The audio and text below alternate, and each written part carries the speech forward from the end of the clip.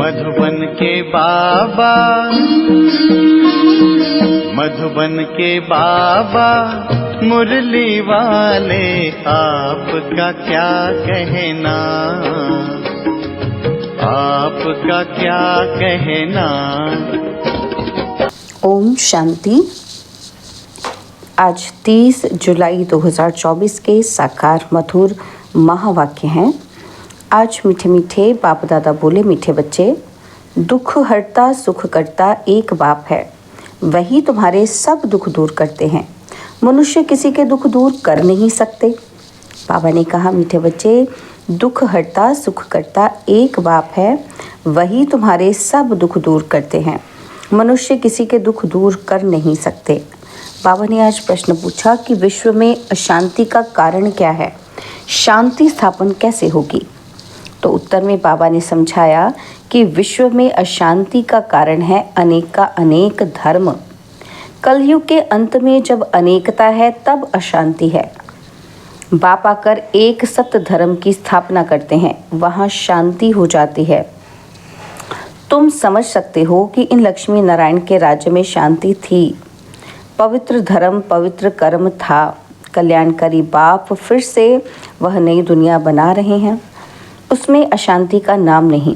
ओम शांति। रूहानी बाप बैठ रूहानी बच्चों को समझाते हैं। रूहानी बाप को ही ज्ञान का सागर कहा जाता है। यह तो बच्चों को समझाया है। बॉम्बे में भी बहुत सोशल वर्कर्स हैं, उनकी मीटिंग होती रहती है। बॉम्बे में खास जहां मीटिंग करते हैं उसका नाम है भारतीय विद्या भवन। अब विद्या होती है दो प्रकार की। एक है जिस्मानी विद्या जो स्कूलों कॉलेजों में दी जाती है, अब उसको विद्या भवन कहते हैं। ज़रूर वहाँ कोई दूसरी चीज़ है। अब विद्या किसको कहा जाता है ये तो मनुष्य जानते ही नहीं। यह तो रूहानी विद्या भवन होना चाहिए। विद्या ज्ञान को कहा जाता है। परमपिता परमात्मा ही ज्ञान सागर है। श्री कृष्ण को ज्ञान का सागर नहीं कहेंगे। शिव बाबा की महिमा अलग, श्री कृष्ण की महिमा अलग है। भारतवासी मूंछ पड़े हैं, गीता का भगवान श्री कृष्ण को समझ बैठे हैं तो विद्या भवन आदि खोलते रहते हैं, समझते कुछ भी नहीं। विद्या है गीता का ज्ञान, वह ज्ञान तो है ही एक बाप में, जिसको ज्ञान का सागर कहा जाता है, जिसे मनुष्य मात्र जानते नहीं हैं। भारतवासियों का धर्मशास्त्र तो वास्तव में है ही एक, सर्वशास्त्रमयी शिरोमणि भगवत गीता। अब भगवान किसको कहा जाए, वह भी इस समय भारतवासी समझते नहीं। या तो श्री कृष्ण को कह देते हैं, या राम को, या अपने को ही परमात्मा कह देते। अब तो समय भी तमो प्रधान है, रावण राज्य है ना। अब तुम बच्चे जब किसी को समझाते हो तो बोलो शिव भगवान उवाच। पहले तो ये समझें कि ज्ञान सागर एक ही परमपिता परमात्मा है, जिसका नाम है शिव। शिवरात्रि भी मनाते हैं, परंतु किसी को समझ में नहीं आता है। ज़रूर शिव आया हुआ है तब तो रात्रि मनाते हैं। शिव कौन है यह भी नहीं जानते। बाप कहते हैं भगवान तो सबका एक ही है, सब आत्माएं भाई भाई हैं। आत्माओं का बाप एक ही परमपिता परमात्मा है, उनको ही ज्ञान सागर कहेंगे। देवताओं में यह ज्ञान है नहीं। कौन सा ज्ञान?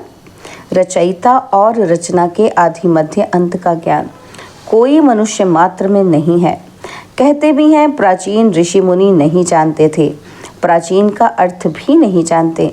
सतयुग त्रेता हुआ प्राचीन, सतयुग है नई दुनिया, वहाँ तो ऋषि मुनि थे ही नहीं। यह ऋषि मुनि आदि सब बाद में आए हैं, वह भी इस ज्ञान को नहीं जानते। नेति नेति कह देते हैं, वह जानते नहीं तो भारतवासी जो अभी तमोगुणी होकर गए हैं वह कैसे जान सकते। इस समय साइंस का घमंड भी कितना है।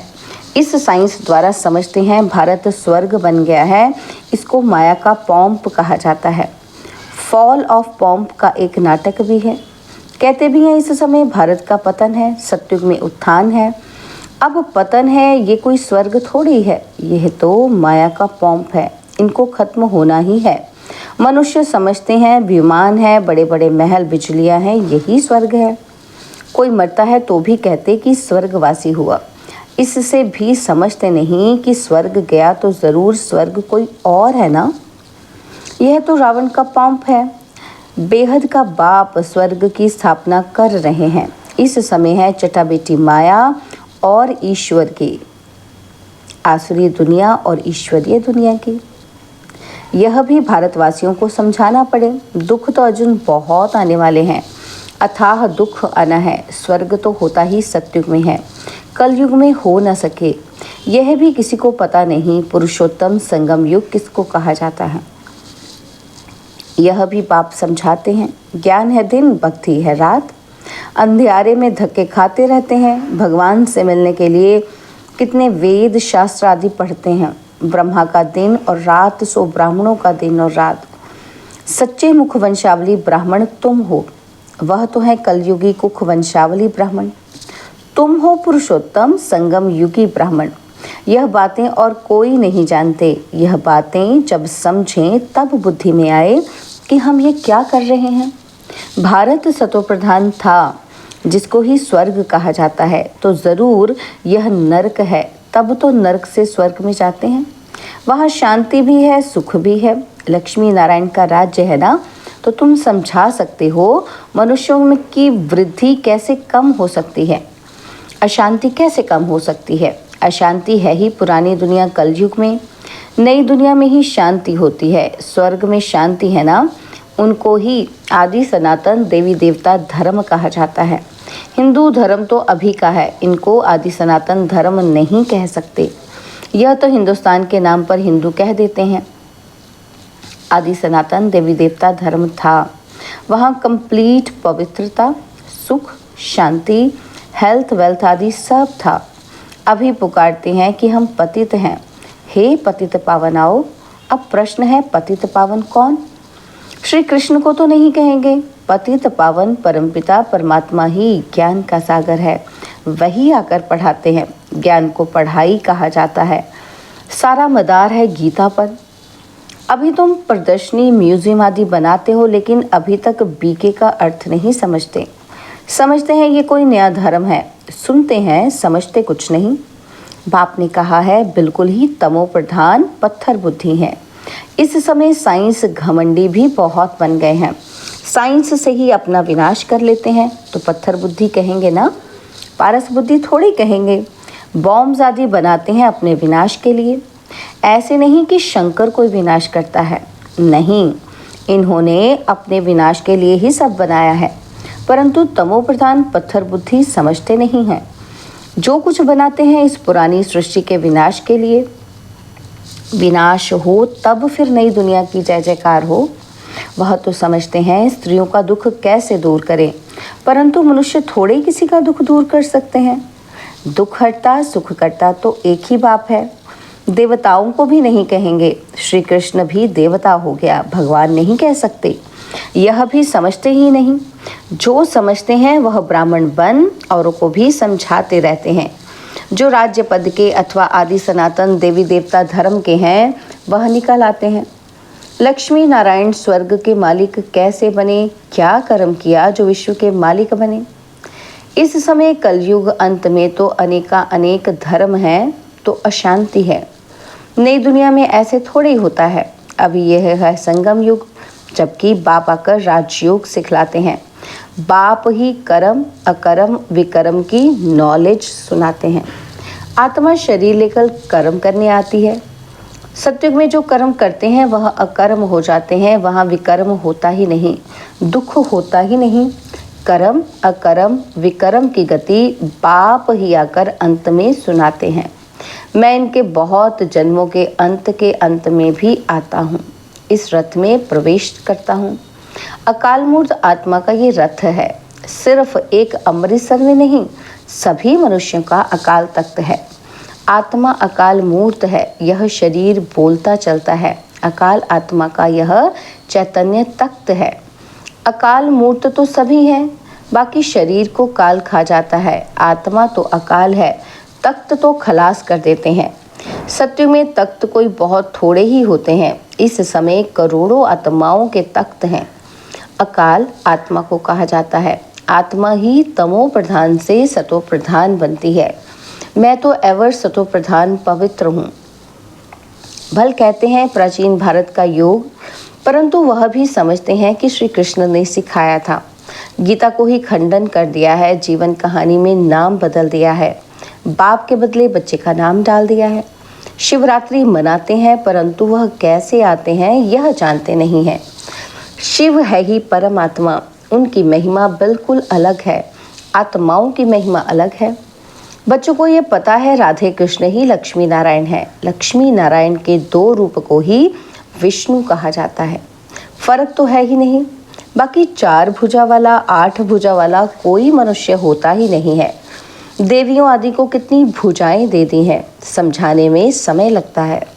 बाप कहते हैं मैं हूँ ही गरीब निवाज, मैं आता भी तब हूँ जब भारत गरीब बन जाता है। राहु का ग्रहण बैठ जाता है। बृहस्पति की दशा थी, अब राहु का ग्रहण भारत में तो क्या सारे वर्ल्ड पर है। इसलिए बाप फिर भारत में आते हैं, आकर नई दुनिया स्थापन करते हैं, जिसको स्वर्ग कहा जाता है। भगवानुवाच, मैं तुमको राजाओं का राजा डबल सिरताज स्वर्ग का मालिक बनाता हूँ। 5000 वर्ष हुआ जबकि आदि सनातन देवी देवता धर्म था, अभी वह है नहीं, तमो प्रधान हो गए हैं। बाप खुद ही अपना अर्थात रचयिता और रचना का परिचय देते हैं। तुम्हारे पास प्रदर्शनी म्यूजियम में इतने आते हैं, समझते थोड़े ही हैं। कोई बिरले समझकर कोर्स करते हैं, रचयिता और रचना को जानते हैं। रचता है बेहद का बाप, उनसे बेहद का वर्षा मिलता है, यह नॉलेज बाप ही देते हैं। फिर राजाई मिल जाती है तो वहाँ नॉलेज की दरकार नहीं। सदगति कहा जाता है नई दुनिया स्वर्ग को, दुर्गति कहा जाता है पुरानी दुनिया नर्क को। बाप समझाते तो बहुत अच्छी तरह से है, बच्चों को भी ऐसे समझाना है, लक्ष्मी नारायण का चित्र दिखाना है। यह विश्व में शांति स्थापन हो रही है। आदि सनातन देवी देवता धर्म का फाउंडेशन है नहीं जो बाप स्थापन कर रहे हैं। देवताओं का पवित्र धर्म पवित्र कर्म था, अभी ये है विशेष वर्ल्ड। नई दुनिया को कहा जाता है वाइसलेस वर्ल्ड, शिवालय। अब समझाना पड़े तो विचारों का कुछ कल्याण हो।